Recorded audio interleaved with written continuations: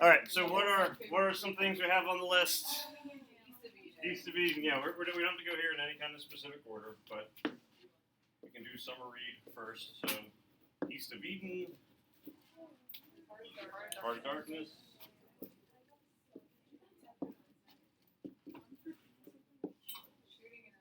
Shooting an Elephant. That's in the Bedford Reader. That was George Orwell. I remember the it was just an all sense.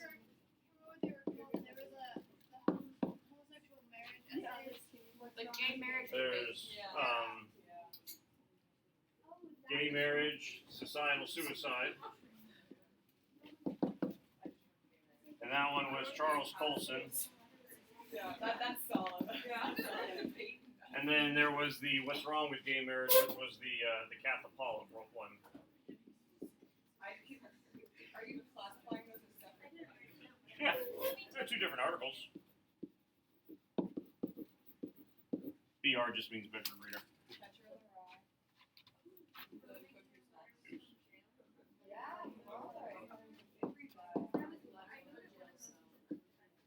I heard Cuckoo's Nest.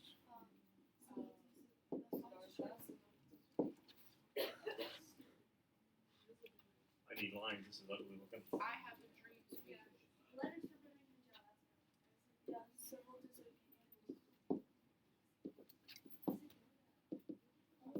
So a letter from Birmingham, and then Shay, you said. I thought you said someone else must have said it. Bedford Reader. Martin Luther King. I Have a Dream. And I think you have one more thing in the Bedford Reader.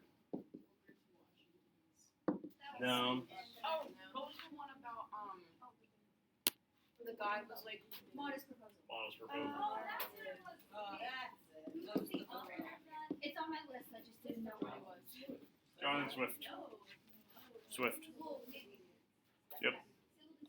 Civil Disobedience.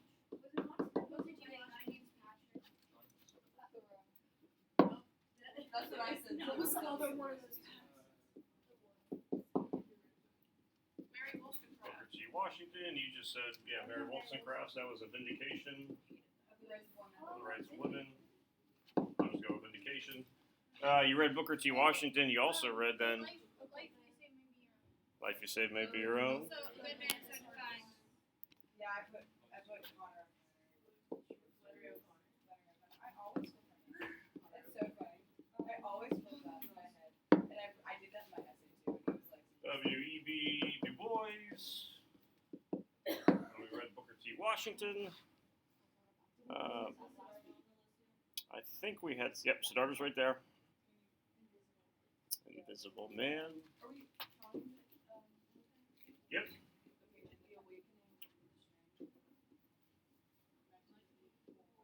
The Awakening?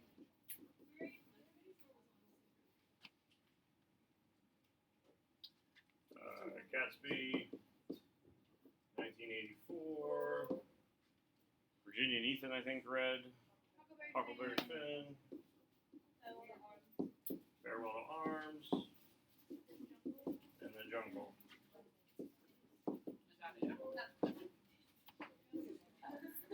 My arm's getting tired here. Yes.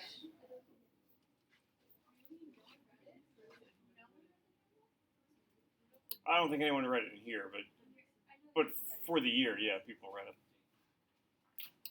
Anything else? You guys all? I didn't write it down ahead of time, so I can't say we got them all. I think we did. Oops. Doesn't feel like a lot though. That's the point of the exercise. Yeah, that looks good. Yeah, we got a little bit more, but we're most of the way there. I know you said Slaughterhouse Five. You. This weekend, I bought so many books that I just need to read them, but instead I have to read more books. I was feeling yesterday when I was reading essays like Oh, I forgot about that. So, reason we went through this is next thing that we're going to do, and this is basically going to be us next week. This is the green packet with the ugly marks down at the bottom of each page. Not my fault. you're going to make a AP multiple choice test. Mini one. You're going to choose one passage, and you're going to come up with 12 questions that you are going to answer. Or that you, not that, well, yeah, you will answer, but you're going to come up with 12 questions that you are going to create. So where you're pulling those passages from would be anything that you have read this year. So I said don't worry about the poems because Izza just did Aeolian harp quiz. She's not going to go, I think I can come up with 14 questions for the Aeolian harp and then go with that. Yes, we did some AP multiple choice on some of these, like for shooting an elephant, capturing the rye, we did some, but you can still certainly use those, not use those same exact passages that we did multiple choice for, but you can certainly still use a passage, an excerpt from any of those works. I don't care what you end up pulling from. If you're taking something from a book other than Invisible Man, you can certainly check out another copy of it. I do think all of the books that we have listed on here, I have digital copies posted to Google Classroom as well, and then most of the other readings, you have in Bedford Reader. Most things that we have on here, you can certainly find copies of online as well, which is okay when it comes to us kind of copying and pasting the passage that you're going to use to create these questions. So with this assignment, the idea is that you're going to be going from being the test taker to being the test maker. And the reason for it is with you coming up with these questions, you kind of start taking a look at the passages as an AP, creator. So you're looking for certain aspects within the passage when it comes to syntax or how figurative language is getting used, the impact of one kind of sentence on another. And the nice thing about that then is when you go to continue to answer those kind of questions, like you do on the poetry quizzes and whatnot, as you're reading through a passage, you almost kind of start to anticipate. And some of you are doing this right now. You're already kind of anticipating there's going to be a question about this because I can see that there's a shift in context, or I can see that there's a shift in tone that's taken throughout the course of the passage, and you're kind of beginning to recognize that this is going to be something that I need to do. So on your green sheet, run up here on the top, I already pretty much kind of said this, for this exercise, you and your partners, you can work on this individually if you want. You can work in this in a group up to 3 people. Makes no difference to me how you want to do. So you can have a group of 1. You know everyone very well. You can do a group of 2. You can also do a group of 3. Should Sarah be in your group, you will never see her again after Monday. I may actually be here Tuesday. Ooh, maybe. There you go. Not so bad. It doesn't matter to me. You don't have to go like right now, start kind of going around this and showing me who everyone's group is. The idea is by Monday you have kind of an idea, whether you're working alone or you're going to work together and who it would be with. I do want you working only within people though in this group. No offense to 4th period, no offense to 7th period, who I guess I never talked about, you said yesterday. Yes, they're going to do a similar assignment, but I want you being able to work on it in here so that when we have questions, Katie can ask me a question, not, Katie asked me about a question with this and someone from 4th or 7th and all that kind of stuff. So nothing against those classes, we just kind of stay within here. So what you're going to end up doing is, as a group, you are going to share a Google Doc with me. So at the top, it could say Emma, Libby, and Izza, and then I know it's going to be the 3 of you. So I don't need triplicate form or double copies of the same thing over and over, as long as all your names are up there. And I'll know, obviously who's working together and who's not. So no, you don't have to worry about that. And you're not even going to be submitting through Google Classroom where it turned in. It's just literally going to be you're sharing the document with me. The only thing with sharing it is you share it when you're ready for me to take a look at it. So if it gets shared with me on a Tuesday night at 7:15, and then I start looking at it Tuesday night at 7:16, Shay can't go, well, wait, I wasn't done yet. Like once you share, that's basically you saying, okay, take a look. It's kind of turned in at that point. So you and your partners are going to select a passage from anything from our course reading and construct those 12 AP-style multiple-choice questions that have appropriately challenging answers, and there's going to be 5 of those for each question. What kind of answers have we never had yet on an AP multiple choice? And you're not going to come across any. I haven't had true and false, and like source or option E has not been none of the above or all of the above. All right, so you're going to stay away from those, with the exception of the Roman numerals. So we'll kind of get into those where you can do that, but you wouldn't physically write all of the above or none of the above when it comes to those choices.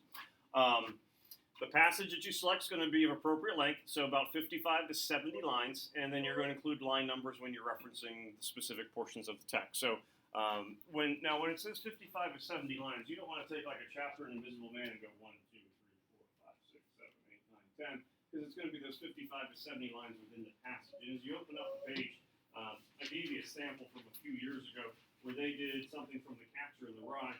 So how this showed up within The Catcher in the Rye wasn't necessarily going to be 76 lines as it is in here, but it was probably more like in the 40s or whatnot. So you just kind of wait and see how it's going to look within the document. I have a template, which I'll show you here in a little bit, on Google Classroom, so that you already have a document set up that you can then put your passage in, change the font, line numbers are there, and it should be good to go. All right.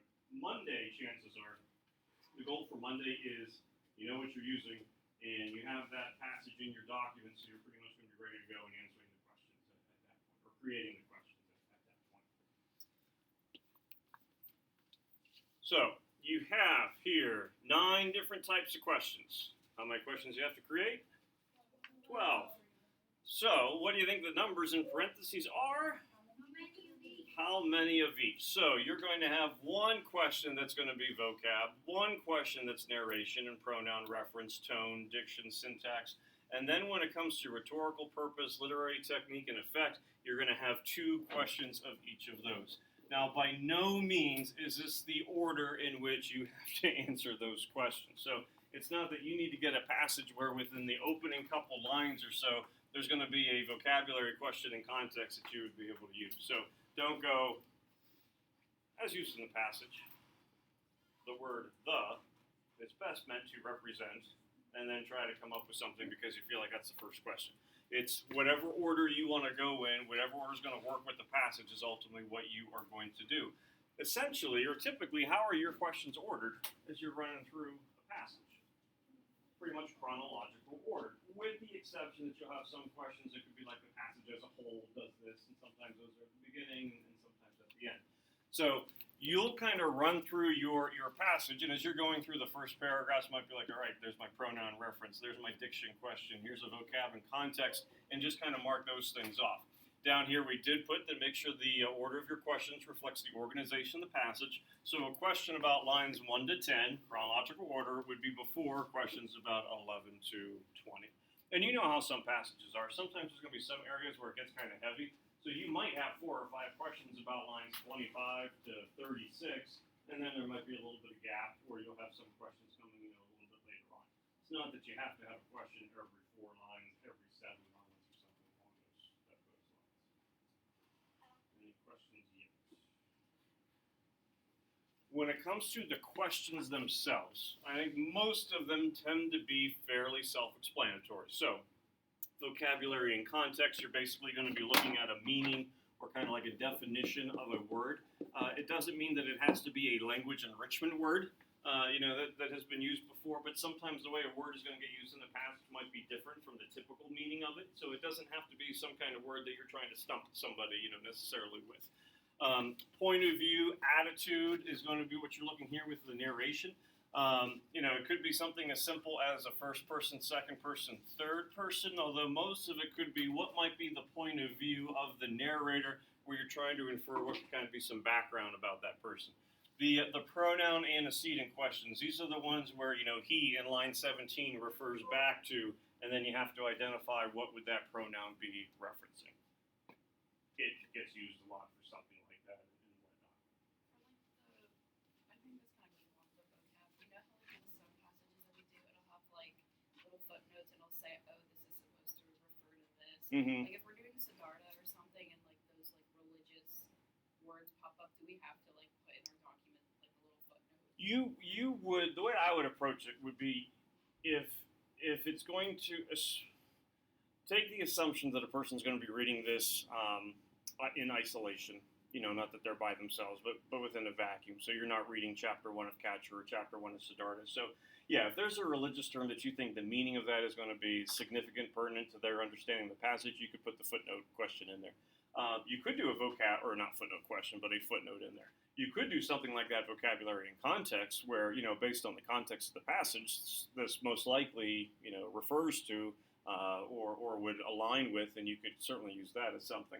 one thing to keep in mind, what will happen is, in the example that you have, is something from The Catcher in the Rye, where there might be a question, Holden's attitude could best be described as, and if you haven't read the story, or you don't know that this is from The Catcher in the Rye, you can't assume that your reader actually knows that Holden is the narrator. So the narrator, the author, even though it sounds kind of generic, that's the kind of stuff that would get used. Now, if there's dialogue, and it says Holden or it says Siddhartha or Govinda, by all means, you can go ahead and use that. But most of the terminology that kind of gets used tends to be speaker, author, writer, something along those lines. And you don't have to go, the following is an excerpt from Martin Luther King's I Have a Dream speech. You can still just kind of go with the speaker, the author, something along those lines with it. Tone question. Tone and diction tend to be fairly similar. Remember, tone is going to be kind of more like a general attitude, whereas when you get to diction, you're going to be looking at specific word choice. Tone, a lot of times you'll have the tone of the fourth paragraph could be described as, or the tone of the whole entire passage. So it tends to be longer chunks or larger text, larger chunks of text, as opposed to a specific word that could be showing up in a sentence or so. Syntax, sentence structure, and all that kind of stuff. Then we get here to rhetorical purpose, literary technique, and effect. Rhetorical purpose. What part of speech would be good to focus on with rhetorical purpose? Nouns, adjectives, verbs, adverbs, articles. The confidence that you answered that with. Adjectives and Verbs. verbs. The purpose of the first paragraph could best be described as imploring, inspiring, something along the lines. But you're kind of starting with what is that verb? What are they trying to do? What's the author trying to do? What's the speaker trying to do? You could be taking a look at a specific line. You could be taking a look at a specific paragraph. You could be taking a look at the passage as a whole. That's going to be entirely up to you.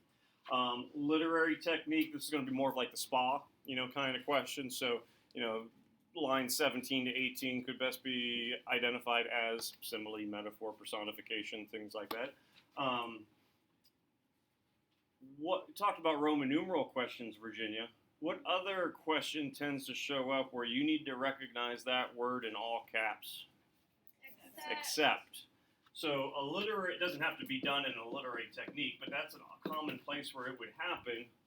All of the following literary techniques are present in the passage except, and then you could be identifying what are various forms of, metaphor, metonymy, synecdoche, all those fun terms from those literary term quizzes that you had can kind of start to show up there within that literary technique paragraph types of questions. So you could do some where you have to identify what's specifically here, or you could do some where you have to identify which of the following has not been used, but understanding that the rest would be. Effect is probably the one that it takes a little while to kind of get the full understanding of. What you're looking at with effect, what is the impact? What is the effect of certain phrases and sentences on other parts of the passage? So you want to analyze the relationship among phrases, sentences, paragraphs. So you've had questions before where describe the transition from the first paragraph to the second paragraph. And it could be something like the first paragraph provides a specific definition, the second paragraph goes into explanation of this concept. So how do certain parts of the text interact, relate with one another? As we start to kind of come up and formulate the questions, and it really kind of depends, I think, on the passage that you look at, then you'll kind of start to see how the effect questions work. And certainly I'm going to be walking around helping you out when we work on this next week in order to kind of help you better formulate what you want to do. But you're really looking at how one part of the passage impacts another part of the passage, how they kind of work together and whatnot with what they're trying to accomplish. So these are the 9 types of questions. You can see that when it comes to 7, 8, and 9, you're going to be doing 2 of those. You not only have to come up with the questions, you have to come up with the answers, and certainly the goal is that one of those answers is actually going to be correct. And then you would designate that answer with an asterisk, or if you want to put it in bold, you certainly can. This sounds kind of silly, but make sure your answer is correct. Or make sure all your other answers are wrong. So you don't want to have something, where identify the literary technique that's present in the third paragraph, and you have personification, and you don't want that to be the answer, but lo and behold, there's an example of personification. So just kind of make sure that that's taken care of. So that's the main gist of what's happening here. Down at the bottom, you see, and I'll show this to you, I have a copy of a template on Google Classroom that you're going to be able to use. And as Emma was asking, this is just going to be shared with my Gmail account, and just one of you is going to share it. So one of the first things you'll probably end up doing on Monday is get together, if you're working with another person or two people, share the document amongst yourselves so that you can certainly collaborate and work on it. Don't share it with me yet, but then by Tuesday, March the 17th, and it would be like doing a Turnitin essay, you have until 11:59. By Tuesday the 17th, so not next Tuesday, but the Tuesday after, you would ultimately share that document with me. That is St. Patrick's Day. Parade, though, remember, will be the 14th. We always do the Saturday before. No school on the 13th. So you only have 4 days. You only have 4 days next week to work on this because you don't have school on Friday. The other thing is on Tuesday. I will be here, but I won't be here. All right, it's one of those like I'm in the building, but I'm not in school. So I'll have a sub all throughout the day. I have different meetings and stuff going on. Next week, and your parents, I think, got an e-link already about this. They're going to be getting one for like junior prom. I think it's 3rd grade, 8th grade, and 11th grade students are doing survey. It's a like school climate kind of survey. And so it's going to get done in your English classes. So what I'm going to do for Tuesday is I'm going to post that to Google Classroom. This is why you're not doing a poetry quiz next week, because I knew we're already kind of losing time with the survey.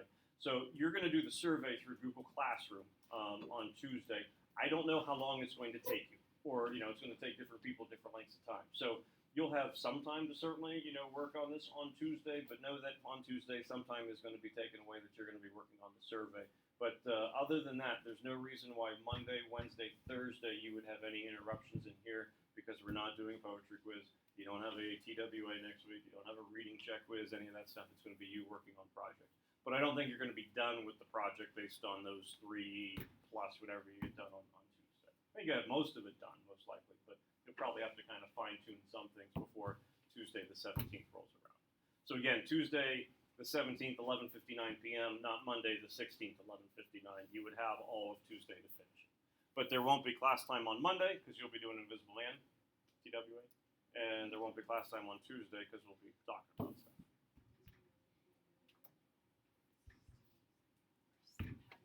When's the Booker T. Washington essay coming up? Yeah, when is it? It'll be a week later.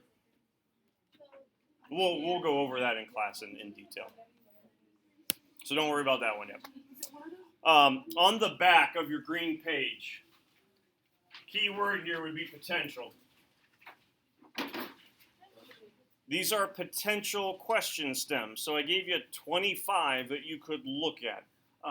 You can certainly use some of your own. And you have a lot of resources that you can look at. Old poetry quizzes, old multiple choice. You got a midterm back, that has 53 questions. Well, 52 because number 34 was not published for us. But you can also kind of use those as a basis where you'd be coming up with some multiple choice questions. So certainly, some of these, like you can have like a vocabulary and context with the phrase. Doesn't necessarily have to be a word. You can see author's attitude here is going to be kind of going towards tone. Purpose you certainly have here.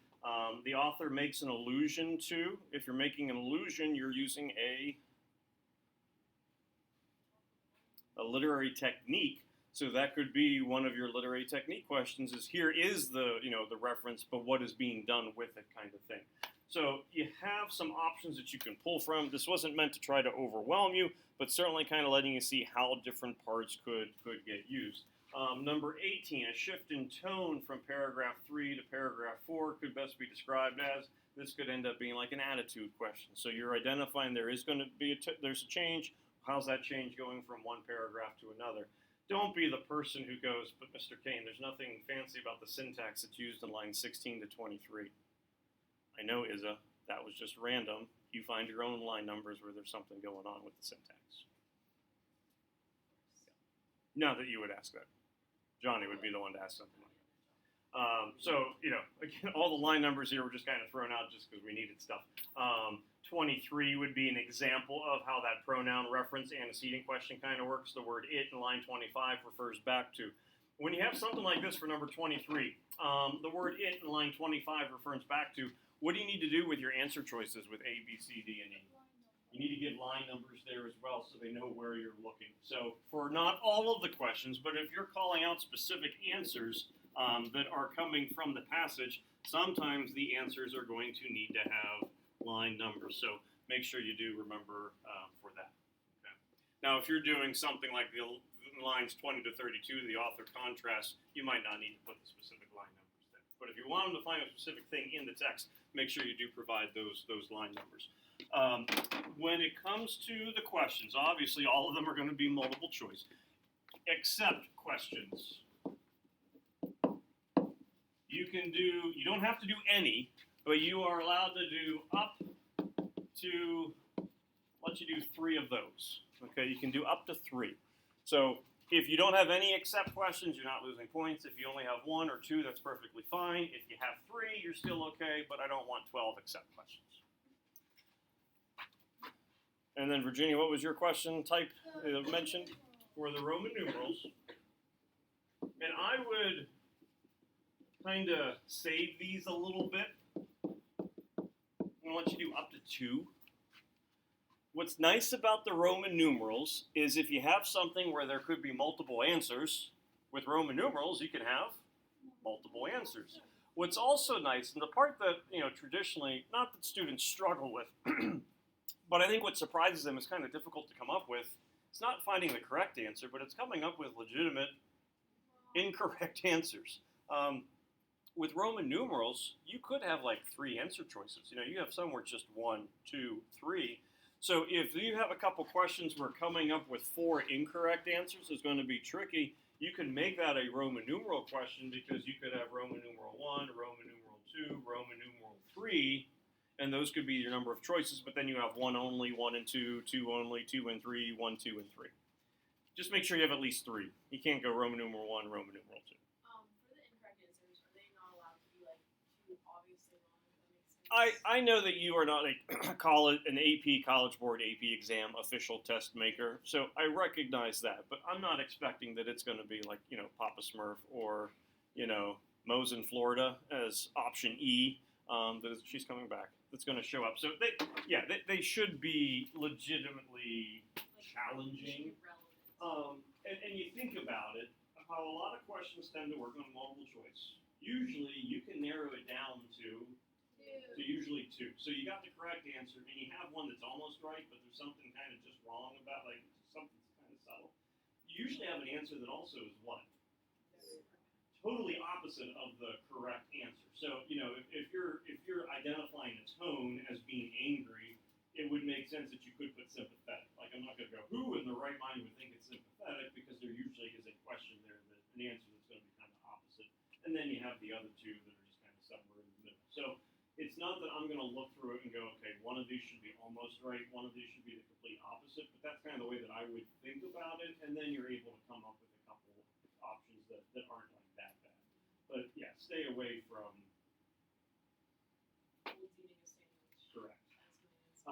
You are not giving this quiz to anyone in here. You're not giving this quiz to periods 4 or 7. You're not taking a quiz from anyone else in here, or taking a quiz from period 4 and 7. So don't be afraid of making it too difficult, because I don't want to hurt someone's feelings. And now they're going to give me a super hard quiz, and then we won't be friends, and we won't have anyone to sit at our table at unofficial junior prom. So you're not kind of worried about it in that regard.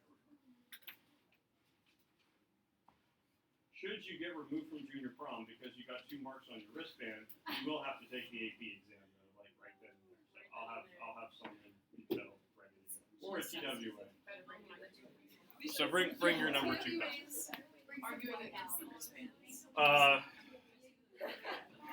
Any other questions kind of coming up for anyone? The sample that you have here. I just took a sample because I thought it was a good representation in the sense of it's coming from Catcher in the Rye. I think sometimes people are kind of going, how am I going to make a multiple choice about some stuff that we've read? It is not perfect.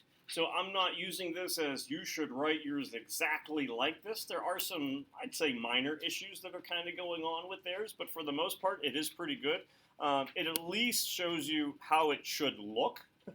So far as here's your passage, you can see the line numbers are all correct. You notice that it's all in the same font. What does happen is every now and then you'll have a group where like this is one font, the line numbers are another font, and like line 10 is really line 8, which really gets confusing. Or you'll have an issue where, you know, someone will have line 35 down here, and then you'll come up to the top of this thing, and that'll be line 35, and now you're going, Ethan, which line 35 do you want me to look at? So, you know, those little kind of formatting things can kind of happen from time to time, but we should be able to try to nip that in the bud. But for the most part, this like kind of looks the part. They have their correct answer that is being highlighted. You can see for their pronoun antecedent reference, they do have the line numbers. I would say they made a little mistake here with their answer choices. And I don't mean like which one being the correct or incorrect, but how does that usually look so far as the answers?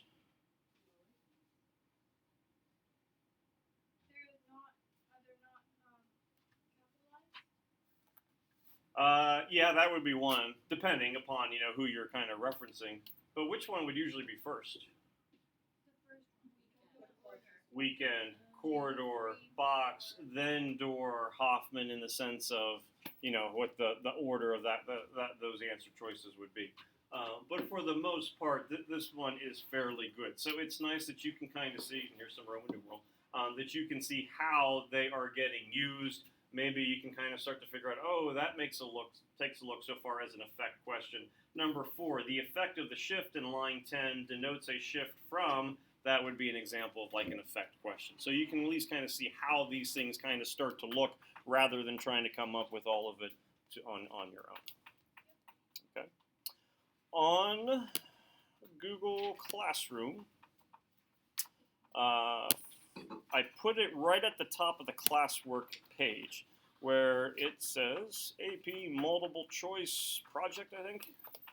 There we go. Yeah, AP MC Project. What I have here is 2 things. There's a PDF of the handout that you already have in case you need it.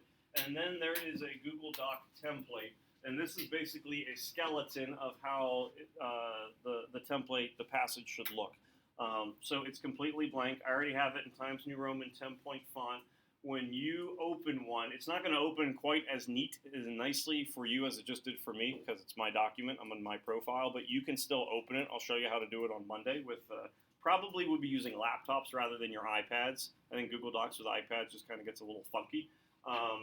But I already have basically a table that is set up, so you're going to be copying and pasting passages in there so that you can use that then to kind of come up with your question. So the hope by Monday is you know what your passage is, you know who you're working with if you're working with someone, and we at least have it in there formatted-wise so that on Tuesday when you're done with the school climate survey, you can slide back over and kind of start making questions.